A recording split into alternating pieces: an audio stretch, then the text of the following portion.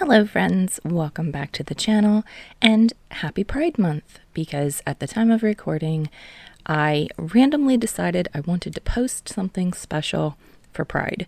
And I know potentially you are thinking everything that you post on your channel is BL, but you know, this one is special. It's for a fandom that is really special to me, and the relationship in this fic is actually canonically gay. So the fic that I'm going to be recording today is Both Hands on the Wheel by RosemaryRia. Also, the art from the thumbnail is made by Chuck the Goon on Instagram. There will be a link to this page in the description. They're not active anymore, but please feel free to go over there and leave some love. It is a Gen-rated fic with no archive warnings, and the fandom for this one is actually the Raven Cycle series by Maggie Stiefvater, and it is my favorite book series ever. I literally have 3 tattoos for this book series. I love it. It is my favorite. I've probably talked about it before in one of my favorite book series videos that are on the channel. So the relationship, if you're familiar with the book series, and since I said canonically yay, is Ronan Lynch and Adam Parrish, and they are the only 2 characters in this fic. The additional tags are fluff, angst, fluff and angst, eventual happy ending, established relationship, breakup, long-distance relationship, relationship problems, miscommunication, soft Ronan Lynch and Adam Parrish, song-inspired fic, car accidents, kissing, canon compliant, I tried, and marriage proposal. This fic has 3,869 words, and it is a one-shot. Here's the summary. When you drive as if your life doesn't matter, it scares me, because I am worried about you. But when you drive by the norms and rules, keeping the speed limit, that scares me even more, Lynch, because you are not you, and I don't know what to expect. Here's the fic. Parrish. Lynch, Adam replied, instead of greeting, as he let himself fall onto the passenger seat of the black BMW. It was their thing, avoiding saying what they really wanted to say, hiding it behind words, and that had a sense of familiarity. They both knew what they wanted to say at this point. The problem was how to say it without changing too many things too quickly. The car was silent, just like it had always been those past few months whenever Adam got inside. Ronan learned to keep his music on low when Adam was with him in the car. Sitting on Ronan's right, it was hard for Adam to hear Ronan with the music on. Even if they didn't talk much, it was appreciated to have the opportunity if they wanted to. In the silence, Adam turned his head to look to the left, to look at his boyfriend. Yeah, boyfriend. Adam still couldn't get used to it, being able to have Ronan, being able to want something and then get it. Ronan was sitting behind the wheel with the pride of kings that sit at their thrones. He had one leg propped up on the seat and leaned against the driver's door. His head was leaning back against the headrest, and his hooded eyes were staring out of the windshield at the walls of the Boyd's garage before them. Lazily, the icy eyes moved to the side. Ronan's lips morphed into a smirk when his eyes locked with Adam's. "Work was shit?" he asked as he leaned over the center console of the car. Reaching out his right hand, he grabbed Adam's cheek and started to wipe the oil smudge that was left on his face. His thumb ran up and down the prominent cheekbone. "I won't be opposed to going someplace with a bed so I can crash into it. The hidden, preferably with you next to me, was left unsaid, as usual." Adam grabbed Ronan's hand and pulled it away from his face. His eyes fell to the damaged skin. He wanted to kiss the bloody knuckles that always touched his face with so much care. He didn't even ask where the new scratches were from. with the dark circles under Ronan's eyes, he had a pretty good guess. And he guessed that nights like these come with consequences. "Too bad, pretty boy." Ronan smirked even more as he sat up straight in the seat and turned the keys in the ignition. "I have something to show you." With Ronan, it could be anything. Something real in the barns, or something dreamed in Cabe's water. Something scary that will probably try to kill them at some point, or something nice that will make his heart race. Adam stopped guessing a while ago. It was easier to just be led into any mess that Ronan created while he worked. Ronan was an unpredictable creature, yet Adam trusted him with his life. Okay. Now he just sighed and let his body relax against the leather seats as his lips turned up in the corners. The engine roared to life, and Ronan pressed the gas pedal to the floor as soon as they got on the open road. Adam's eyes closed, not wanting to see the speed on the dashboard. It was way over the speed limit. He could feel it. It was always like that with Ronan. Ronan put his warm hand on Adam's thigh as soon as they got out of the city. The roads were empty in the late hour, and Adam opened his eyes to look at the stars shining outside the window. He started to think he knew where they were headed. "Focus on the road," Adam whispered as he caught Ronan's eye in the reflection of the window.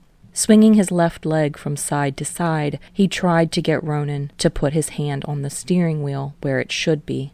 He knew that Ronan and safe driving were sworn enemies, but... "Afraid you're gonna die in a ditch with me?" Ronan laughed, not moving his hand at all. At least he turned his eyes to the road. And just for the show, he swerved the car to the side before turning it back to the road. "Ronan!"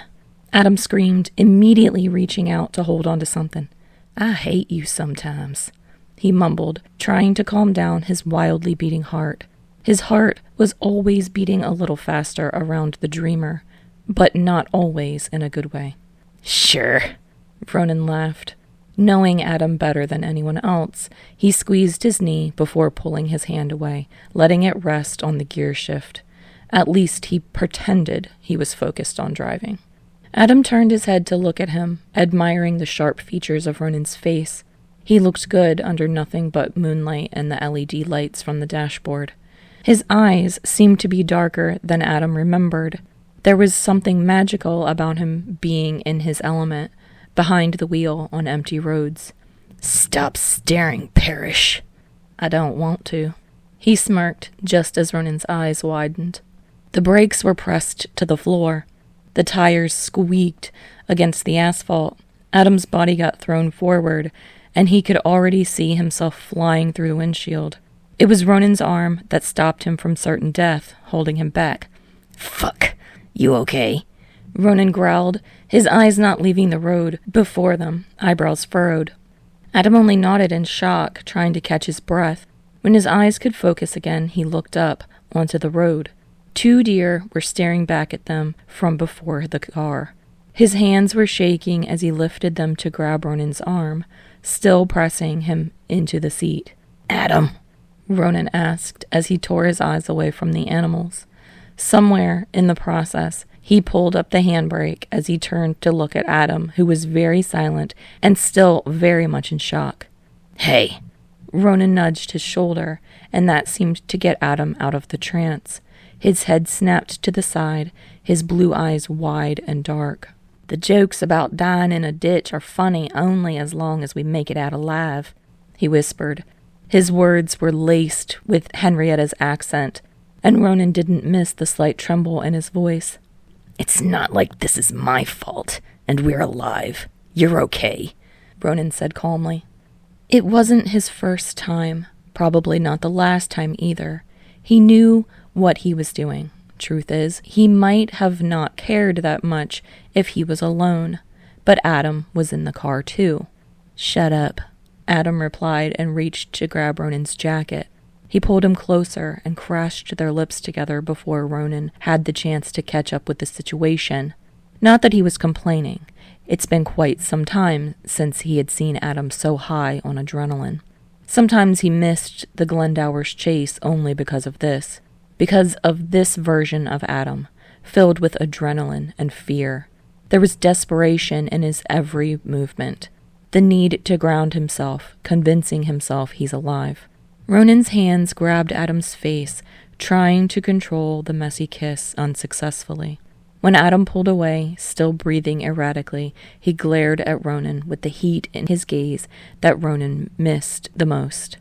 And he couldn't help but smirk. "Don't," Adam started, but Ronan just grabbed the back of his neck, pulling him into another kiss. This one much calmer, more controlled. Adam let go of the death grip he had on Ronan's jacket and let his hands fall to Ronan's chest. "I love you like this, you know that," Ronan whispered against Adam's lips. The kisses stopped then, and Adam slowly pulled away. He finally seemed to calm down, even though his eyes were wide once again. This time, Ronan couldn't find any fear in them. "What did you say?" The question was only a whisper, as if anything louder would break the moment they were in. The echo of Ronan's previous words hanging in the air. "Nothing." They weren't supposed to say it yet. He wasn't supposed to say it this soon. Losing Adam just because he was reckless, because he pushed too soon, too far, he couldn't afford that. "Lynch, repeat that." Adam's smile was back. "Please, Ronan." And Ronan would do anything to see Adam's smile. "I love you like this, Parrish." With a satisfied smile, Adam collapsed back into his seat. The deer were long gone. They probably walked away while Adam's view of the world was rapidly changing, thanks to one particular dreamer. His eyes found Ronan's, looking at him with curiosity.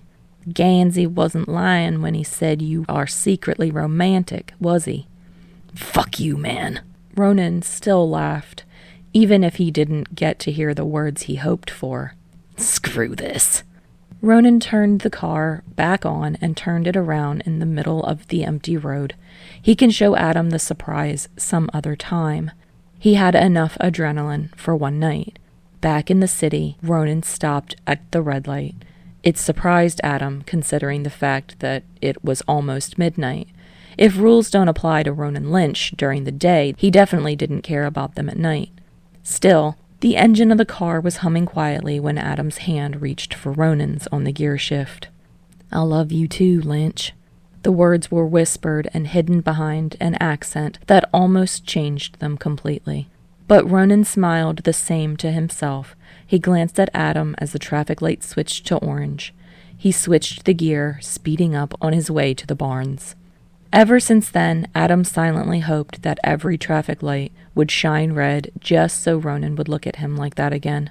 That he will smirk and kiss him, mouthing the words against his lips over and over again, year after year. "So, Harvard, is it?" "Yeah." "Will you come back?" "Back to you, always." The sight of Ronan's black BMW before Adam's college was terrifying. He was fantasizing. He had to be. There is no way Ronan drove 12 hours to come pick him up. Better said, there was no way he came all the way here just to talk. "Are you okay?" someone asked Adam as he froze in the middle of the staircase leading out of the school. "Yeah, I need to go check something." Before his classmate had the chance to speak, Adam's feet were already taking him toward the parking lot. There was no way. That cannot be Ronan's car. It is just the same color and model of the car that has coincidentally the same scratch on the front from Lynch's last accident. "Parrish." He stopped and turned around. It was a hallucination, wasn't it? No, it wasn't. In all of his black glory, there he was. Ronan Lynch, standing in the shadow, leaned against the tree near the bottom of the staircase. It was too hot outside for his leather jacket that he had thrown over his shoulders, but of course, he refused to get rid of it. "What are you doing here?" Adam asked and cautiously walked closer to Ronan. He knew he didn't need to be cautious around the other man, but he still was. The things between them were not good lately. "You weren't picking up the phone." "Right. I was busy." He wasn't. Well, he was, but he could always find some time for Ronan. He always had before, even if only for a few minutes. Lately, though, Ronan wanted to talk. He had something serious to say, and Adam was terrified. Whatever it was, he wasn't ready to hear it. He wasn't ready for things to change. His studies at Harvard were getting to an end. He already graduated, at least formality-wise. All that was left were the ceremonies. With that so close, there were already too many changes that he needed to adapt to. The contact between him and Ronan started to waver sometime during his finals, and with Ronan wanting to talk, there was only one direction to go.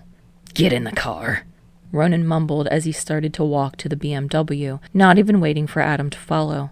He knew Adam would follow. He always did. Adam took a deep breath, and with shaky legs, he moved to the passenger side. Ronan unlocked the car and got inside, immediately turning it on. With the car, the radio turned on as well. The music was blasting so loudly. Adam was sure he will have a headache later. Some part of him hoped that Ronan had just forgot to turn it back down after his lonely drive. Maybe forgot that Adam was half deaf. He hoped for anything that would make him feel a little bit less unwanted in the holy space that was the BMW to Ronan. The music stayed on as Ronan pulled out of the parking lot. "Where are we going?" Adam asked, and Ronan replied, but Adam didn't hear him. It was maddening. Adam didn't feel this anxious even when he had his finals. His hands were all sweaty. For once in his life, he wished he had the same leather bracelets that Ronan was always wearing, just so he would have something to occupy his hands with. Instead, he started to pick at the skin around his nails. He wished Ronan would reach out and grab his hands to stop him. Blue eyes strayed to the left. Ronan's gaze was glued to the road. Both hands were gripping the steering wheel. His hard profile looked darker, meaner, and colder. His hair was starting to grow out again. He didn't shave it. How long was it since they saw each other in person? Too long. Adam watched Ronan open and close his mouth. Maybe he was talking. Maybe he was just trying to find the words to say, but no sound came out. Adam couldn't know. The loud music was deafening his only working ear. He thought about reminding this to Ronan, but decided against it. Ronan's whole body was tense. He was focusing on driving and the road, something that he never did. Adam didn't know where they were heading. He didn't know the surroundings that well, and he definitely didn't know the roads outside of the city. They got onto the highway. Usually this was the time when Ronan reached out to him, grabbing his hand, putting it on his leg, anything. Yet Ronan's whole focus was on the road and the road alone. The speed was just under the limit, and Adam didn't remember if he ever saw Ronan driving the speed limit. Ronan! The song on the playlist changed. It got even louder, something with more bass in it. The car started to slow down as they neared the exit, and they got down from the highway into some smaller town. Adam only hoped that all the traffic lights would be green. He wanted to be out of the car. He wanted everything to be silent. He didn't want to find out what would happen if they had to stop at red. He knew it wouldn't be like it used to be. Is this the last time when... The smooth asphalt of the city disappeared from under the wheels. The car was shaking with the country road underneath it. This car was used to it. Adam was used to it too. The greenery that appeared behind the window reminded him of something familiar, even if he knew it wasn't what he wanted it to be. Abruptly, the car stopped at the side of the road. Adam almost didn't catch himself against the dashboard in time. Safe driving or not, he should start using a seatbelt in Ronan's car. The music stopped as Ronan switched off the engine. "This safe driving of yours scares me," Adam said, hoping that now he would at least hear a reply to his words. "People change, don't they?" Ronan replied as he pulled out the keys out from the ignition and threw them on the dashboard. If it was a joke, then Adam stayed oblivious to its point. His mind was too busy trying to find the right words to say. "Not you. Not the Ronan Lynch I know," Adam whispered, glancing at the other man while he leaned back against the seat. His body and mind couldn't relax, not with the threat of an end that he didn't want hanging above his head like a sword. "Maybe I am trying to be better, so you don't have a reason to stay here. Are you sure you are not the one who changed, Adam?" Adam didn't have time to react as Ronan opened his door and got out of the car. His door slammed shut, but they did that before, right? Did they? With a sudden rush of anger and frustration, Adam reached for his door, but they were already opening. Ronan was on the other side, holding the door open. With a glare, Adam got outside and followed Ronan when he started to walk away from the car into the forest. "I didn't change. I was trying to survive and get this school done. You knew it. You knew how hard it was to fit in here. Not even Aglenby could prepare me for this. If you don't know it, then who else would, Ronan? Who else?" He could see Ronan's fists clench and unclench as he walked before him. His shoulders stiffened, he straightened a little, but Adam wasn't done. "And I didn't ask you to change either. Are you even listening to yourself? When did I ask you to change? When did I tell you that if you don't change, I won't come back?" Adam's voice was getting louder as Ronan's steps were getting quicker, leading them through the forest that seemed to be thinning with every step. "I am counting the days till graduation. I just want to come back. Back to you. Back home." Ronan stopped and turned around so quickly that Adam couldn't react even if he saw it coming. He crashed into Ronan, who steadied him with his arms around Adam's waist. His fingers gripped tighter than they should. Despite that, his voice was calm when he spoke. "Can you shut up for a second?" "Fine." Adam wanted to push away from him, but Ronan didn't let him. "Why are you trying to argue with me?" Ronan's fingers dug deeper into Adam's waist. His icy blue eyes would be terrifying, so up close if it weren't Adam Parrish. He saw it all already, the determination, hidden pain, and confusion that was reflected in cold blue. "Because you drove 12 hours just to tell me to get in your car.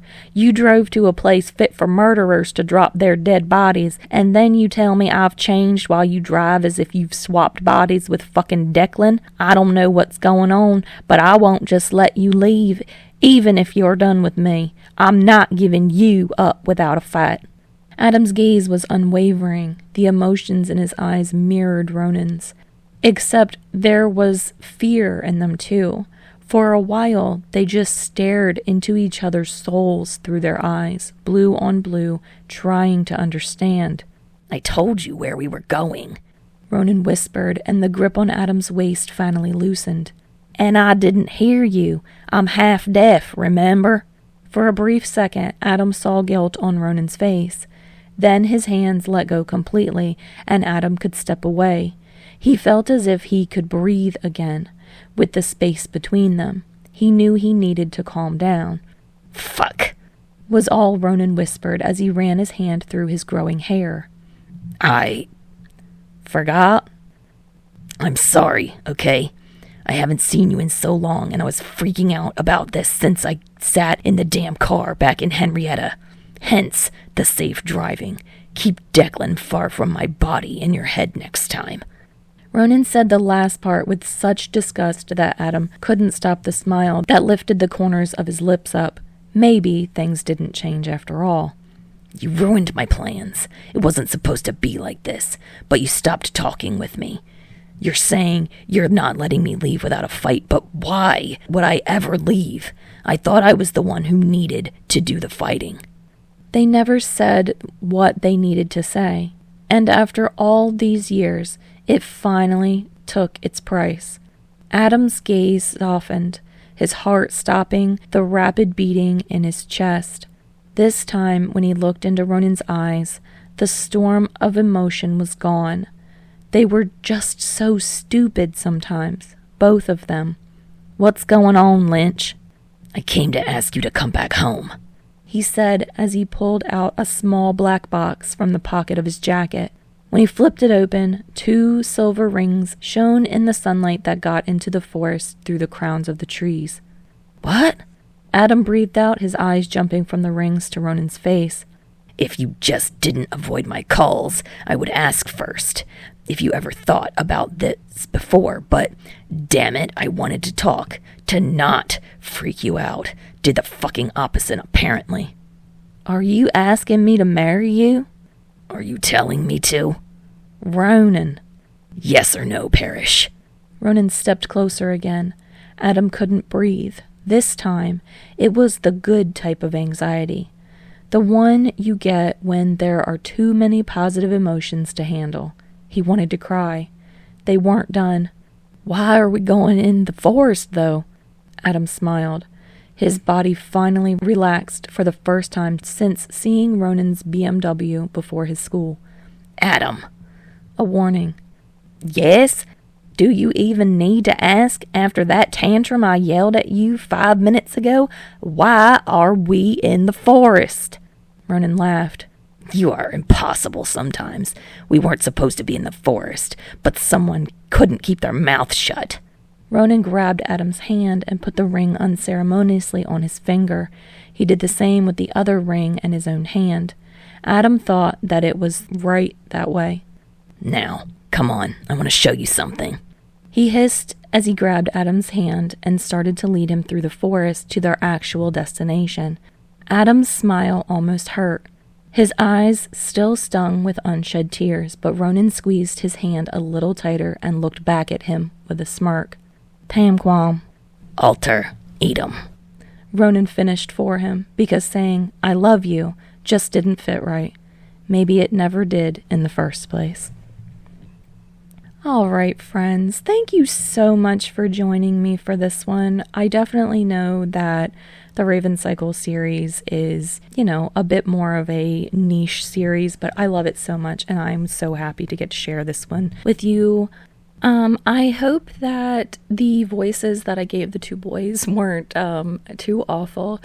Ronan is my favorite character, and I have listened to the audiobooks for this series many times, and the narrator for them is amazing, and I kind of tried to replicate the voices for him.